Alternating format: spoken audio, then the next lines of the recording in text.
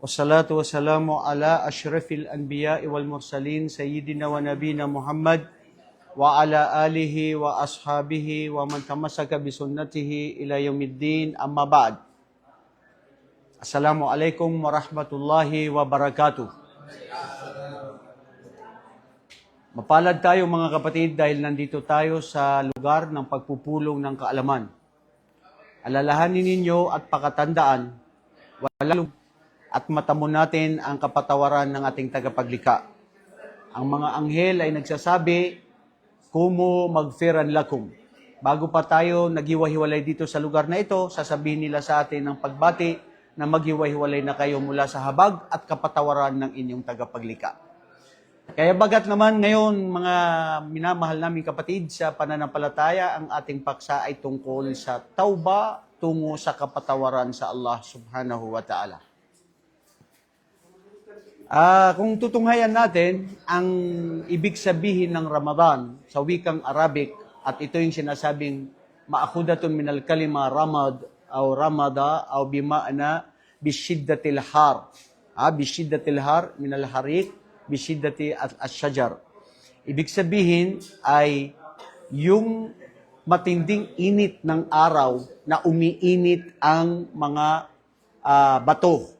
Sa pag-init nito, sinusunog na susunog siya. So, hinangod doon ng ibig sabihin niya, ang isang tao sa buwan ng Ramadan at pag siya ay nag-ayuno, sinusunog din ng Ramadan ang ating mga kasalanan para tayo ay mapatawad ng Allah subhanahu wa ta'ala. So, sa makatwid, ang sinumang mag-ayuno sa buwan ng Ramadan na ang kanyang habag o ang kanyang layunin, ang kanyang layunin, ay kahabagan siya ng Allah, patawarin siya ng Allah at bigyan ng gantimpala, matatamo niya ito. Anong dahilan at anong ibig sabihin? Hadith ni Propeta sallallahu alaihi wasallam, lagi nito naririnig, di ba? Mansama, ano? Ala, nag-aayuno talaga kayo lahat. Mansama, ano? Nuh. Kaya mong sabihin, mansama, ano pa? Yun lang. Isyada. Mansama Ramadana imanan wahtisaban ghufira lahu ma taqaddama min dhanbi. You see, this is a beautiful hadith of the Prophet Muhammad sallallahu alaihi wasallam. Whenever someone fasts during the month of Ramadan, because of the faith in Allah subhanahu wa ta'ala, and at the same time aiming the reward of Allah subhanahu wa ta'ala, ay matatamo niya ang kapatawaran ng Allah. Mataqaddama min dambi, ang mga nakalipas nating mga kasalanan. Kaya ito mga kapatid, dahil sa buwan ng Ramadan, tayo ay papatawarin ng Allah subhanahu wa ta'ala sa pamamagitan ng ating pag-aayuno. So kung mag-aayuno tayo, ang layunin natin, para sa Allah subhanahu wa ta'ala. Tama? Mag-aayuno tayo dahil para sa Kanya. Ito ay, Ito yung inaalay natin sa Allah. Dahil ang lahat ng mga mabubuting kabutihan na gawain ng isang Muslim dito sa mundong ito, kung bakit naman tayo nandito sa mundo ay para sambahin ang tunay na nag-iisang Diyos, dapat ay inaalay natin sa Kanya. Dahil ang mga uring pagsamba, anumang uring gawain na mabuti na pagsamba sa Allah, ay may dalawang kondisyon. Pag hindi mo nakamit ang dalawang kondisyon na ito, sa wikang Arabic, ang gawain mo na hindi mo natamo itong dalawang kondisyon, anta fi amal ma fi faida. Narinig niyo mga Arabo pag nagsabi hada ma fi faida. Walang silbi, walang saysay. Ang sino ang gumawa ng kabutihan o sumamba sa Allah subhanahu wa ta'ala na ang kanyang gawain ay wala sa dalawang kondisyon. Una, al-ikhlas. Ito yung pagiging dalisay ng puso natin na bakit natin ginagawa ang pag-aayuno, pagbibigay ng sadaka, pagiging mabuti sa kapwa-tao, sa ating mga magulang, serbisyo sa kanila, sa ating mga asawa, mga anak, sa lahat ng lahat ng mabuting gawain, ay dahil ito ay para sa Allah. Hindi paninig sa tao, hindi pakita sa tao, para matabon natin ang ating layunin na makuha natin ang gantimpala. Pangalawa, maski gaano kabuti na ikaw ay ikhlas, totoo ang gawain mo. Okay, bro, this is, I think, I need to remind each and every one of us here.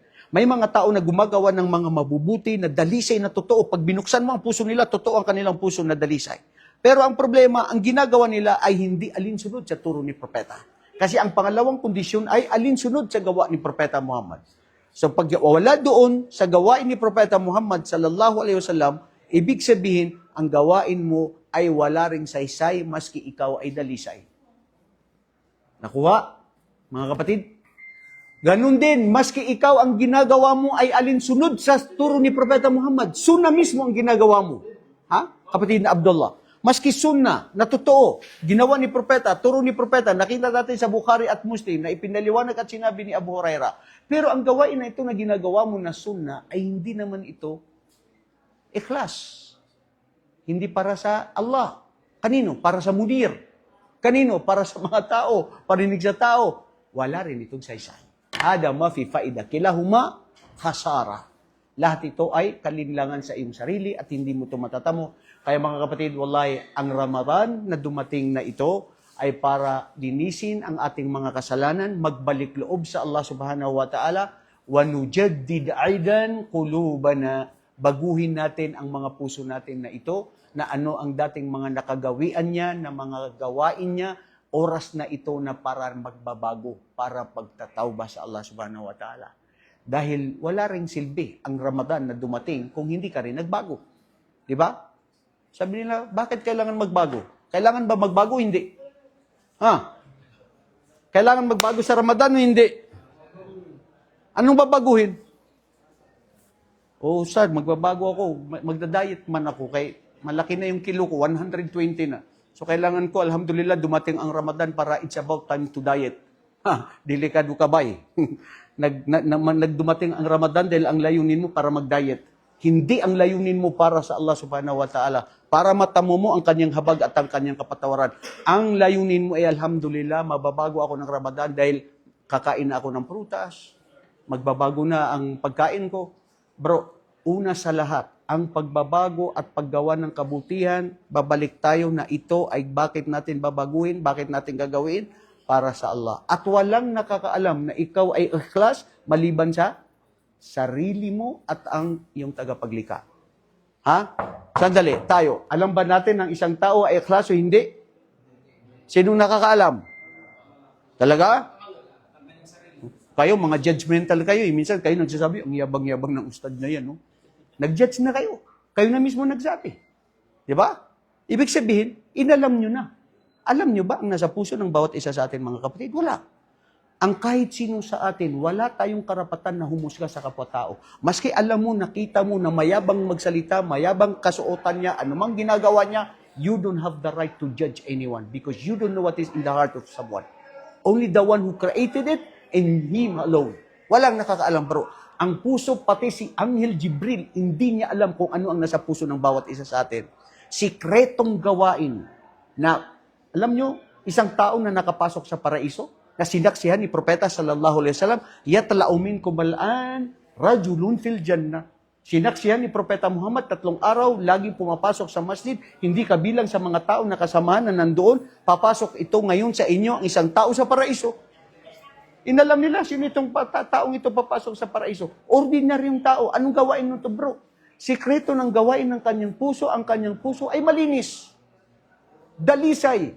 Walang inggit, walang selos, walang puot, walang galit, walang mga hinanakit, walang mga sama ng loob.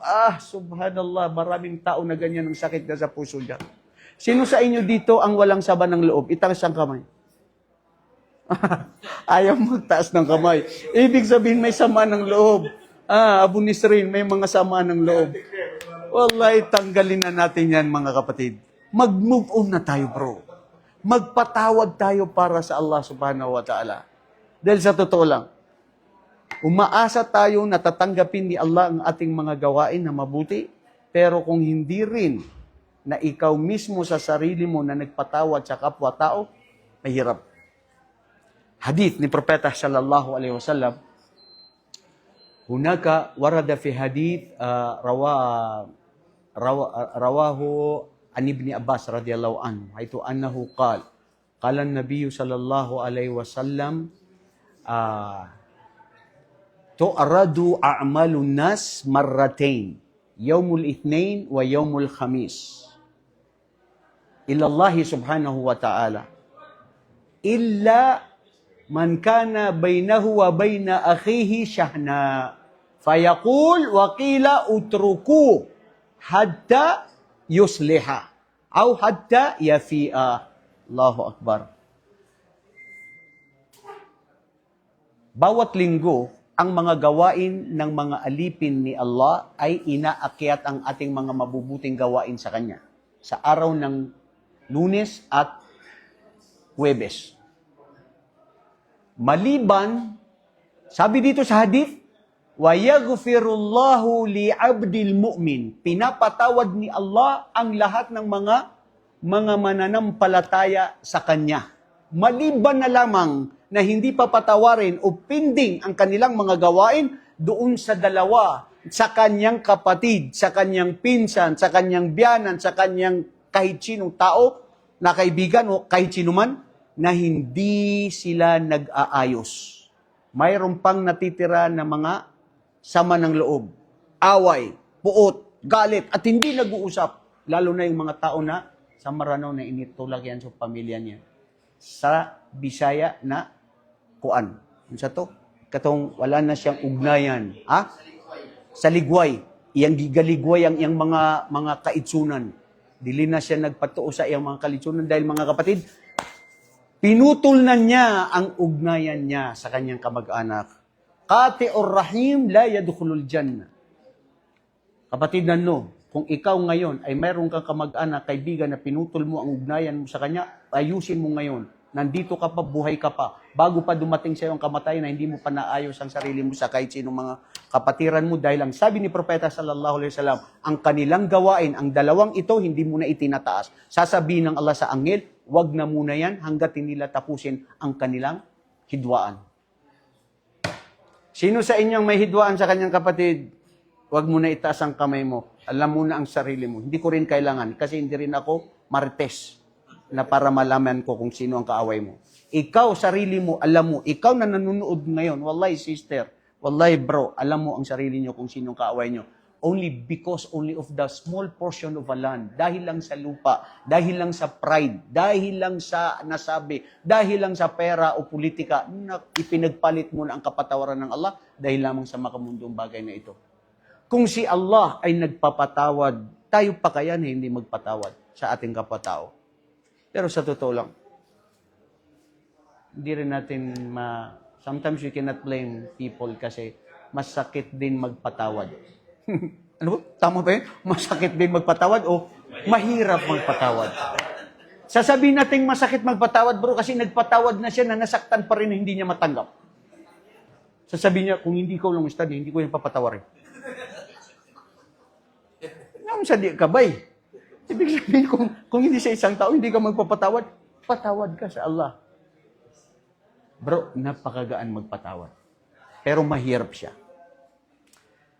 Isa sa nabanggit sa Quran, sa talasa sa Quran na kung saan sabi ng Allah subhanahu wa ta'ala, wasari'u ila magfiratin min rabbikum wa jannatin arduha samawati wal ard uiddat lil muttaqin.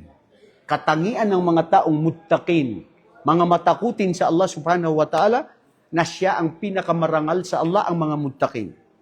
Sino? Makipag-unahan kayo, sabi ng Allah, sa paggawa ng kabutihan ng kapatawaran sa inyong tagapaglikha, ang Allah subhanahu wa ta'ala. Ang mga muttaqin ito, mayroon silang mga katangian. Pakinggan mo, bro. Nasaan ka dito sa katangian kung mayroon ka? Kapatid na Rayhan, sana mayroon ka. Sana mayroon ako, ya Allah. Sana mayroon ako. Allah, hindi ko alam ang sarili ko. Alam ko naman sarili ko. Pero sana mayroon ako. Itong tatlo. Ano ito? Alladhina yunfiquna fis sarra'i wad-dharra. Yaong sila na namimigay pag sila ay mayroon na maluwag. May mga tao na binyayaan, maluwag, mayroon, lalo silang nagiging madamot. May kilala ka? Ako meron. Hindi ko sasabihin sa'yo para hindi ako maging marites. Binyayaan siya ng Allah, dumami ang sweldo, malaki ang posisyon, lalong maraming pera, lalong naging madamot. A'udhu billah. Hindi naging mabuti sa kanila ang biyaya ng Allah. Naging pagsubok sa kanila at fitna ang anong mayroon sila. Yunfiquna fi sarra wa darra, at sila rin yung mga tao na namimigay pag wala. Kaya mo bang magbigay na wala ka, bro? Di ba may kasabihan, faqidu shay la yu'ti? Walang may bigay ang tao na wala siya. Kapatid na ikaw, ano? No? Ha? Ikaw, kaya mo magbigay na wala ka? Kapatid na isa? Meron. Diba? Hindi lang naman perang pwede mong ibigay. Ngiti ka lang. Minsan, kanina, may kumakatok sa kotse ko, sabi niya, humihingi siya. Wala talaga akong cash. Natakot din ako sa nagsasabi na, Ustad, huwag ka mamigay dyan kay uhulin ka ng pulis. Mayroon na yan dito na batas. Na ikaw pa yung manibigay, ikaw pa huli ng pulis. So ang sa akin, maski gusto ko yung kabutihan, pero iningatan ko sarili ko. O di ba? So sabi ko, anong ginawa ko? Hindi ako nainis. Hindi ko siya pinansin na parang madamot ang mukha ko. Wala, yung ngumiti ako. Ngumiti din siya, bro. Tignan mo yun. Ngiti versus ngiti pagsamba sa Allah. Walang kawalan. Hindi mo siya binigyan, pero natuwa siya. Ngumiti siya. Binigyan mo nga, 50 reals, 10 reals. O, ayan. Huwag ka na magkano dito. Dapat hindi ka na namigay, bro. Ya ayyuhalladhina amanu, la tubtilu sadaqatikum bil manni wal adha. Kalladhi yunfiqu malahu riya'an nas. O kayo na mga mananampalataya, huwag na huwag niyong banggitin, huwag na huwag kayong magmaliit, huwag ninyong isumbat ang mga gawain ninyong mabuti. Dahil ito ay katulad ng mga tao na namimigay na papakitang tao na walang saysay ang kanilang mga mabubuting gawain. Delikado yan, bay. Yunfikuna fi sarra wa darra. Pangalawa, wal kadimin al ghaid. Allahu Akbar. Ya Allah, ipabilang mo ako rito. Alam mo na ako ay mahina dito. Ang isa sa mga katangian ng mga tao na sila ay mga matakutin sa Allah, sa oras na sila, sa oras na yaon, ay kanilang nakukontrol ang kanilang galit. Kanilang napipigilan ang kanilang galit sa oras na sila ay nagagalit. Itaas ang kamay sa inyo ang hindi nagagalit. Utang sino? Wala na naman. Puros wala. Ano ba naman kayo, bro? Ibig sabihin talagang hindi nyo, wala kayong sa mga katangian na ito? Wallahi, reality to, bro. Reality. Sinong hindi nagagalit? Lahat nagagalit. Di ba? Ang hindi nagagalit, hindi ko alam kung tatawagin kong normal na tao. Ibig sabihin, nagagalit ka talaga. Di ba? Hindi yan maiwasan. Tama? Okay. So ngayon, how do you manage your anger? Paano mo i-manage yung galit mo? Ikaw, Abdullah, pag nagagalit ka, anong ginagawa mo? Totoo lang, nag-aayon na kayo, ayaw ka magsinungalin, bro. Anong ginagawa mo? Ha? Oh. Yun ang turo sa inyo dito sa bat. Natagdab. So, anong ginagawa mo kung nagagalit ka? Iwas na lang siya. Paano mo umiwas? Nagdadaldal pa rin siya. Huwag mo na siyang patulan. Bro, ito tumatawag malalim yung day. Kaya mag-iisip dito dahil nagagalit din ito. Bro, normal tayo magalit. Pero alam niyo ba na minsan, pwede tayo magalit. Magalit para sa Allah. Man abgada lillah, wa ahabba lillah, wa a'ta lillah, wa man'a lillah, faqad istakmala dina. Aw faqad istakmala ima. Hadith yung kapatama. Ang sino man na siya ay nagmahal para sa Allah at nagkamuli, nagalit para sa Allah, nagbigay para sa Allah at nagpigil para sa Allah, katotohanan na kumpleto niyang kanyang pananampalataya. So, ibig sabihin, magalit ka para sa Allah. Paano? Pagagalitan mo ang asawa mo, ang mga anak mo, kaibigan mo na gumagawa ng kasalanan na hindi sumusunod sa utos ng Allah, utos ng Propeta Muhammad. Huwag hindi sa utos mo, hindi siya sumunod, ikaw nagalit. Kasulan mo na yun. Ego mo na yun. Kasi mo, asawa mo ako, hindi mo ba alam sa Islam ng Islam, dapat masunod ka sa asawa mo. Susunod ang asawa mo sa iyo kung ang tinuturo mo ay mabuti. Eh, paano mo ang tutulong sa kanya? Papayag ka sa hindi, magbubuhay ako. Anong gagawin? Palagi mo hindi magagalit ang asawa mo. Lahat ginagawa niya sa'yo, siniservisyon niya sa'yo, lahat ibibigay niya. Tapos ang sasabihin niya sa kanya, yung talagang ayaw niya marinig sa buong mundo. Lahat sabihin mo, okay lang. Huwag mo lang sabihin ng duwaya na yan. Anong oras na? Okay, malapit na tayong mag-break ng ating fast. Kaya huwag kayong magalit. Sister, huwag ka magmagalit. Pinagtatanggol ko kayo ng karapatan nila. Pero kung alam niyo, asawa niyo, na karapatan nila mag-buhay, kaya oo, karapatan niyo, kaya karapatan din niyo sa iyo na matakot kayo sa Allah subhanahu wa ta'ala. Meron tayong magsubok at pagliliti sa araw ng pagbubuhay. Magpaliwanag ka. Okay, bro. Pangatlo. Wal-afina anin nas. Allahu Akbar.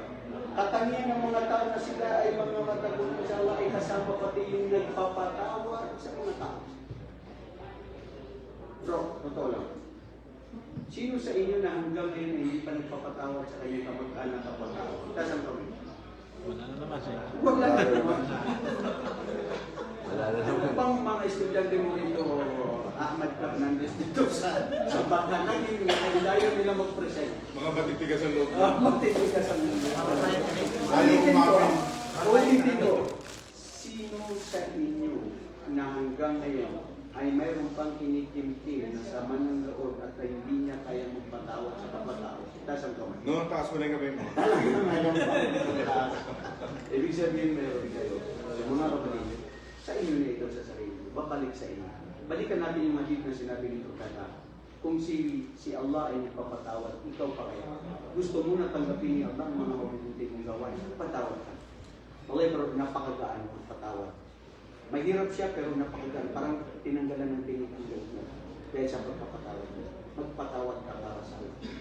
Kung topic natin, tungkol sa pagtatawba na ito'y pagpapalik loob sa Allah subhanahu wa ta'ala, oras na sa buwan ng Ramadan na kailangan natin na tayo ay magtawba. Dumating na ang pagkakataon na para magpalik loob sa Allah. Alam mo ang sarili mo kung saan ka masama, saan ka nagkukulang, ano yung dapat mo nabaguhin. Ito sa pamamagitan nito mga kapatid, oras na ng pagbabago, ang pagtatawba. Pero ang pagtatawba ay may tatlong kondisyon. May tatlong kondisyon ng tawba. Ibig sabihin, ang pagtatawba mo, kung hindi rin ka nagpunta sa tatlong kondisyon, tawbatul kahada, mafi shay. Ang tabas ka lang, gil. Bro, alam mo, nagtawba na ako sa Allah. Bakit mo sinasabi sa akin? I'm not interested. Kung nagtawba ka sa Allah, sarili mo, ang tanong ko, itong tatlong kondisyon ginagawa mo. Kapatid na Abdullah Mario, ginagawa mo ba? Ano ba itong mga tatlong kondisyon? Una, ang nadama, ang tunay na pagsisisi sa nagawa mong kasalanan.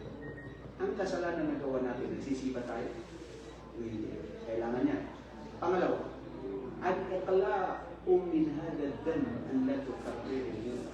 Yung ikaw ay iniisip mo na ang gawain na to na wala ka ng layunin na balik-balikan pa. Tayo minsan nagkakasala tayo, nagtawba tayo, bibili tayo ng kapatawaran, pero pag naisip mo na, ang gagawin ko, uli ka wala naman dito na nakakita sa akin. Nakakado na siya. Problema yun bro, kasi meron ka palang pag-asam-asam na babalikan nila. Samantala, ang kondisyon ng pagtatawba, ikaw ay hindi mo na siya babalikan. Pangatlo, ang umalis ka sa lugar na kung saan ito ay doon ka nagkakaroon ng kasalanan. Na laysa hunaka azmun an ta'ud. Pinagsisihan mo na at iniisip mo na hindi mo na siya babalikan. Pangatlo, at ikaw ay sinigurado mo na magtatawba ka sa Allah na hindi mo na siya babalikan. Pang-apat, na idinagdag ng mga pantas na kasalanan na hindi pwede mapatawad ng Allah subhanahu wa ta'ala. Pwede niyang ipatawad ng ating mga kasalanan lahat, maliban na ikaw ay nagkasala sa kapwa ng tao.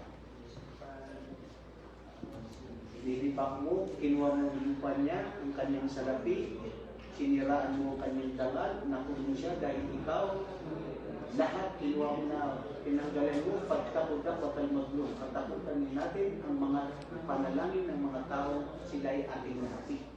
dahil sa ating kagagawan. So, ibig sabihin bro, hihingi ka ng kapatawaran sa tao na siya mismo ay hindi nilang mo. Kayo, hindi ko sinasabi na kayo. So, sino sa inyo, yung may utang na hindi pa nagbabayad, magbayad na kayo ngayon. May mga nag-uutang na iniisip nila ay nila bayaran. Kasalanan nyo.